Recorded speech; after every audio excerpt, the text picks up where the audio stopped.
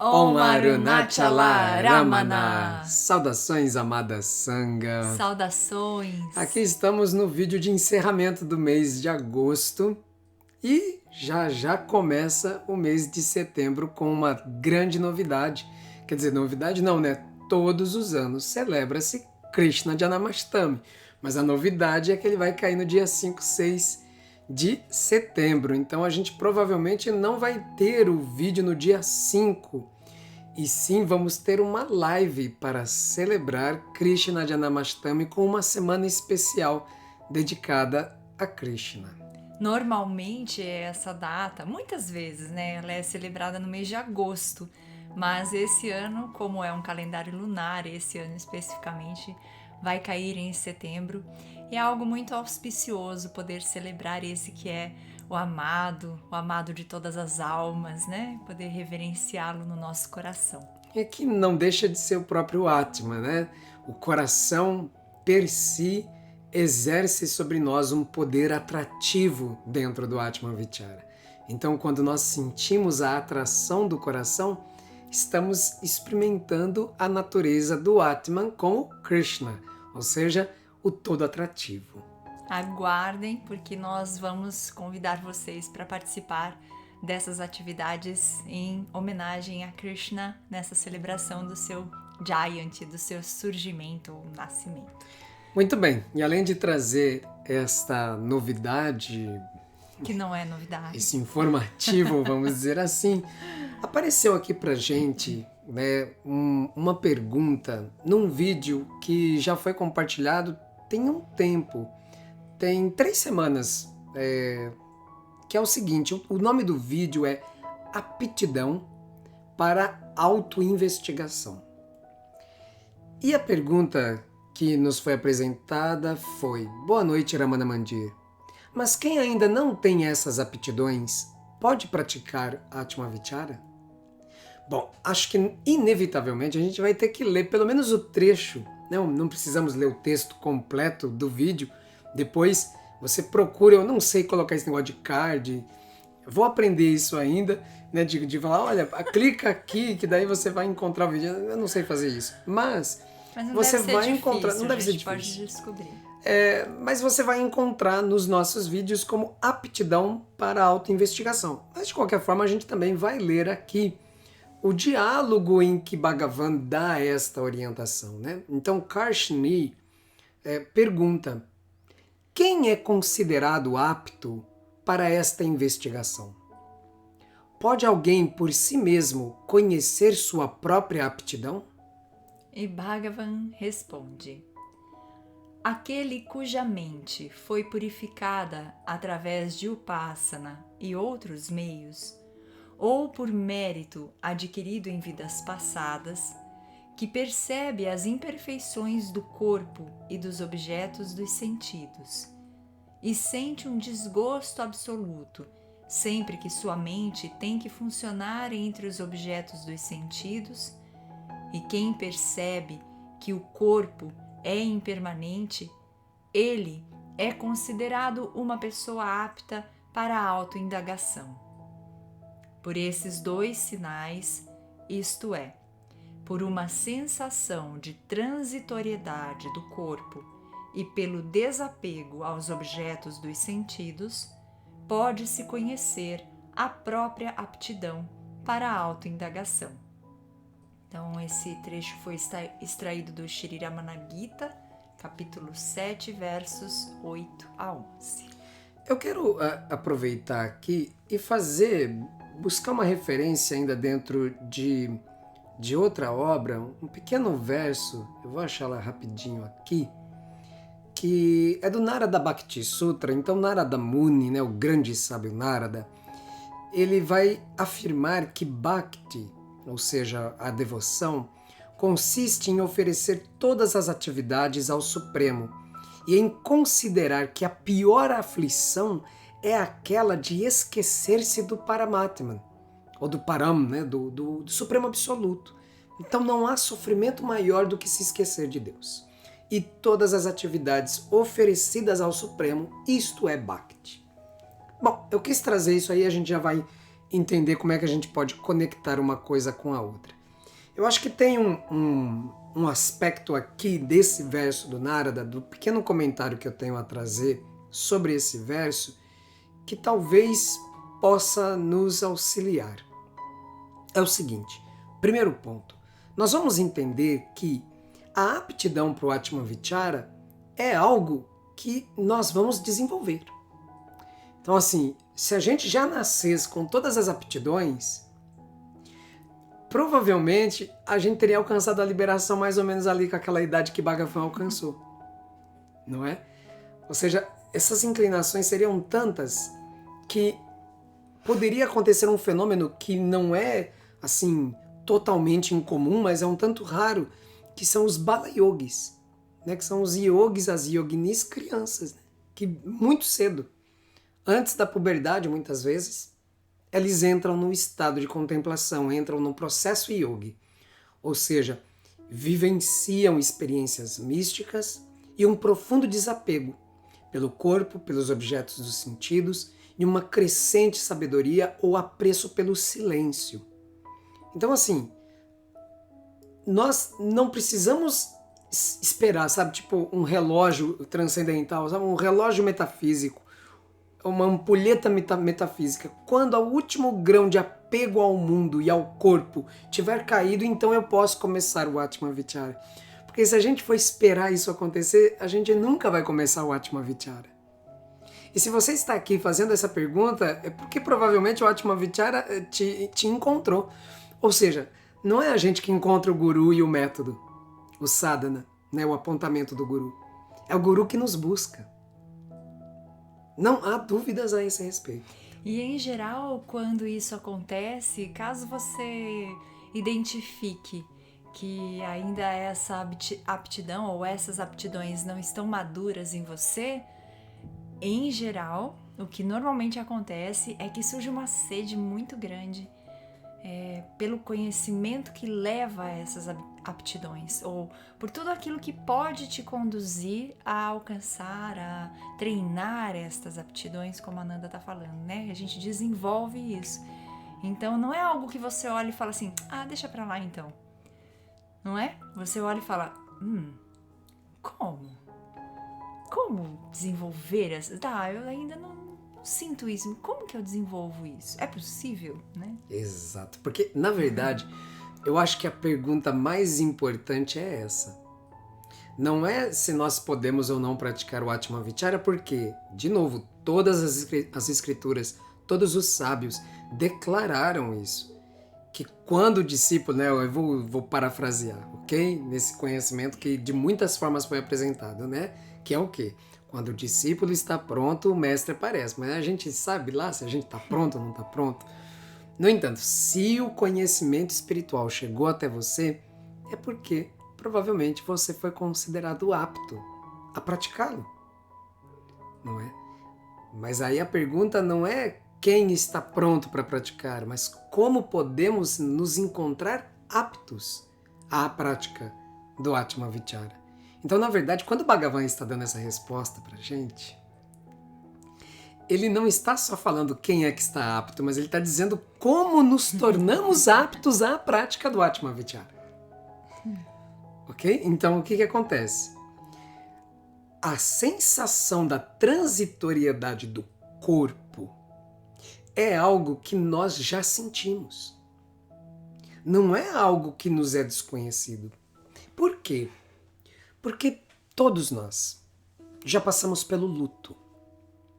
A experiência do luto, ela é profundamente filosófica. A dor da separação daquele que amamos, né, da pessoa que amamos, que, por exemplo, né, eu estou falando do luto, então ela faleceu. Essa dor, ela vem acompanhada do sentido da vida, do questionar-se sobre o sentido da vida. Muitas vezes a dor do luto nos oportuniza reconhecer que esta vida material é repleta de dor. Eu acho muito pertinente a gente lembrar, recordar daquela passagem na vida de Siddhartha Gautama, em que, né, ele está meio tristonho, meio estados depressivos sombrios surgem no príncipe, porque ele não encontra alegria. Então, como é que chama isso? A pessoa que dá sugestões para o rei, o conselheiro do rei, diz para ele, olha, quando o homem está assim, nada como um grande amor. Encontremos uma esposa para ele. E de fato encontraram uma bela esposa. Mas ainda assim, trouxe alegria, mas aquela alegria não pôde permanecer. Existia ali uma sede natural pelo conhecimento. Então pode ser que alguma das experiências, tal como a experiência da dor do luto, seja o start, o gatilho para nos levar a inquirir qual é o sentido dessa vida. Às vezes, a própria rotina pode fazer isso. Quantas pessoas, vivendo a sua rotina, não acordam pela manhã e se perguntam: qual é o sentido? O que significa? Então, muitas experiências podem nos levar a este primeiro sinal de aptidão, que é o quê? Perguntar, inquirir. Então a gente até poderia dizer que na idade da criança, da infância querida, quando a gente está lá naquela fase das perguntas, a gente está plenamente apto ao Atma Vichara. Não é? Mas a criança está ali perguntando sobre o mundo. A infância revisitada é justamente perguntar sobre a vida e sobre o ser, sobre o sentido da existência. Provavelmente, se você chegou até esse canal, é porque essas questões já estavam em você. E se não em você especificamente que fez a pergunta, e se você pode ser qualquer pessoa que agora está ouvindo isso e refletindo, como é que foi que eu cheguei até o Vichara? Como é que foi que eu cheguei até Bhagavan Ramana, até o conhecimento supremo? Muitos de nós chegamos pelo caminho mais largo por onde todo mundo entra. Todo mundo não, mas um grande número de pessoas entra. A dor, a angústia, o sofrimento. Não encontrar um sentido. É engraçado que eu estou falando isso rindo, porque é pra gente rir. Porque naquele momento nós aprendemos que o sofrimento pode ser um caminho para a alegria. Né? Que as nossas lágrimas regaram e prepararam um jardim onde vai florescer, e nós já podemos ver as flores das virtudes e o grato perfume da contemplação, do silêncio, que é a graça do nosso Guru. Então, esse aspecto da transitoriedade do corpo não é assim, veja, todo mundo, até a máxima popular, só tem uma certeza na vida que é a morte. Então todo mundo sabe que vai morrer. Mas nem todo mundo coloca o assunto diante de si.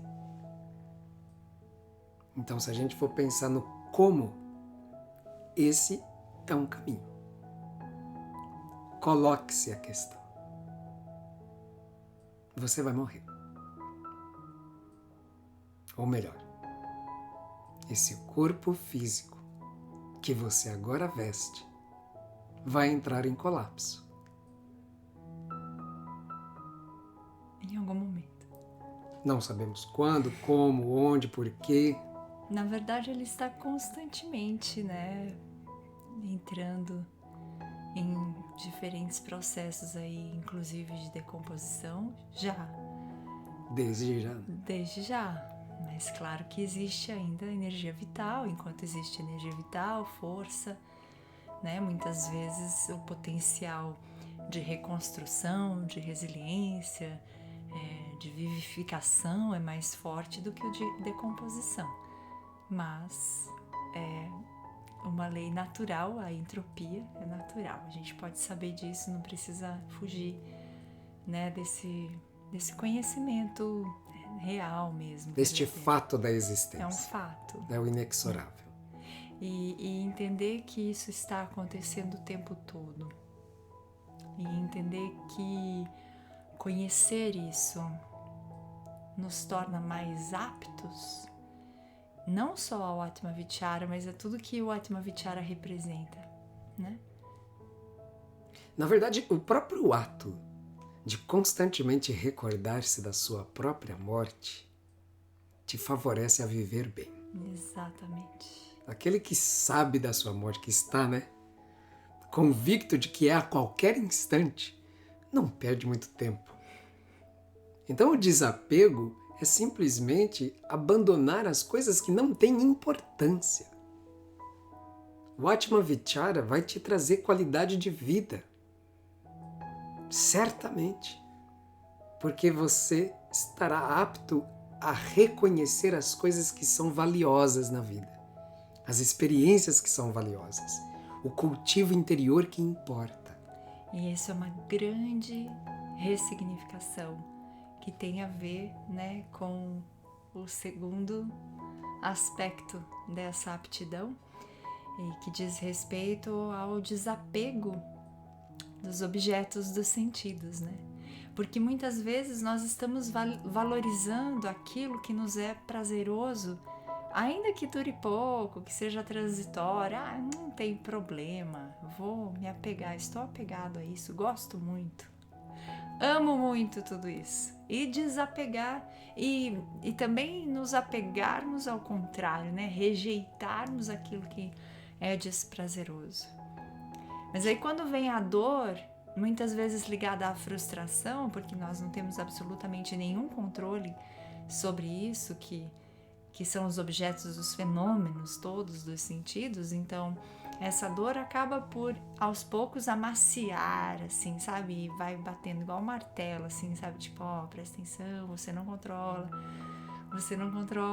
tudo isso é impermanente, e até que, por que eu vou ficar gerando apego a isso que é tão transitório, esse prazer é tão efêmero?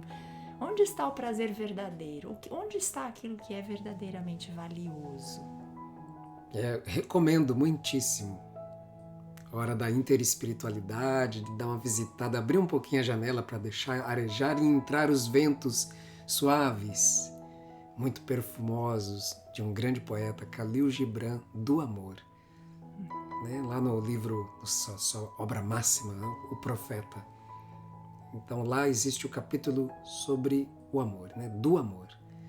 Dê uma pesquisada, de repente até coloco na descrição desse vídeo se eu encontrar, tá? Então talvez ele já esteja aí embaixo. Mas é muito interessante para a gente pensar um pouco sobre isso. E agora é o seguinte, por que eu faço a ponte com este verso de Narada Muni? Então, Narada Muni, ao falar para a gente sobre a dedicação de todas as nossas atividades para Deus, é o que Bhagavan nos diz, que aquele cuja mente foi purificada através de upassanas e outros meios, e por mérito adquirido em vidas passadas. Bom, então, esses upassanas, estes meios amplos e essas práticas que trouxeram mérito, elas estão diretamente associadas com Bhakti. Karma Yoga e Bhakti, na verdade. Então, o Karma Yoga são as ações que nós executamos sem pretender com elas qualquer tipo de lucratividade, subjetiva ou objetiva. Né? A gente está desapegado dos frutos das ações. E o Bhakti, que é a devoção, é justamente o oferecimento de todas as nossas atividades para o Supremo, o que faz com que nossas atividades se tornem desinteressadas. Karma Yoga, Bhakti Yoga é praticamente a mesma coisa. E para Bhagavan, Bhakti, Karma e Gnana é a mesma coisa. Isto é o Maha Yoga. Então a gente também se capacita através de Karma Yoga e de Bhakti Yoga, com ações desinteressadas oferecidas ao Supremo. E eu gostaria de trazer uma reflexão que acompanha, né, que eu faço como comentário para este verso, que é assim, olha, todas as nossas atividades são dirigidas, quer saibamos disto ou não, ao corpo. Este corpo nos obriga a ter de alimentá-lo, higienizá-lo, hidratá-lo, adorná-lo, etc. Né?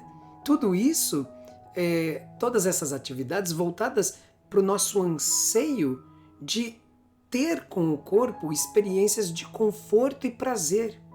E para evitar, obviamente, os desconfortos e a dor. Todas as nossas atividades, direto ou indiretamente, se voltam para o corpo.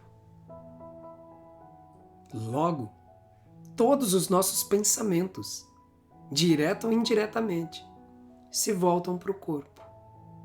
Na verdade, eles têm como raiz o eu. O problema é que a gente coloca o eu como o próprio corpo. Consideramos que o corpo é o que nós somos. Enquanto nós consideramos que o corpo é aquilo que somos, nós não estamos aptos para o Vichara, porque o Vichara começa pela informação básica de todos os grandes sábios, que é: você não é o corpo. Você não é o corpo. Nossa, mas que desconstrução, né? Desde pequenininho a gente foi informado de que a gente era o corpo. Ai, você tá tão bonitinho. Ai, você é cheiroso. Ai, você é muito isso, muito aquilo, muito alto, muito baixo, muito... As características do corpo são direcionadas como sendo as características do ser. Exatamente. Então você vai pensar o seguinte: olha a ressignificação. Esta veste que agora eu ocupo, este corpo, me foi dado como uma prenda. É um presente da Grande Mãe. Esse corpo não sou eu e esse corpo não é meu, mas é um presente que a Grande Mãe me concedeu. Então agora, sim, nós temos o dever de cuidar deste corpo, de acolhê-lo, de protegê-lo, de aninhá-lo, de amá-lo, de alimentá-lo, higienizá-lo, etc. Tudo o que a gente precisa fazer com esse corpo. De uma certa forma, ele é o nosso karma. Mas ele não é só o mau karma, ele também é o bom karma. Nós cuidamos deste corpo como quem cuida, escolhe os melhores elementos que compõem um puja, que é o que eu vou fazer em adoração à Grande Mãe. Ao cuidar deste corpo, eu estou amando a Grande Mãe. Eu não sou este corpo, mas por intermédio deste corpo, eu agracio a minha Grande Mãe, a minha Divina Mãe. E isso vai te dissociando da ideia, da noção equivocada de que você simplesmente é o corpo. Quando estamos cientes de que não somos o corpo, mas o espírito que o veste, todas as atividades ou karmas são rendidos aos pés de lótus. E se você quiser chamar os pés de lótus da mãe, do pai, de Shiva, de Shakti, de Bhagavan, do Guru, tanto faz. É aqueles pés de lótus, é aquele padam, que ao mesmo tempo é o pé, é o lótus, é a palavra sagrada e o lugar de origem. Isto é padam. Então tudo é rendido a este padam. Esta é a maior alegria que podemos experimentar nesta vida.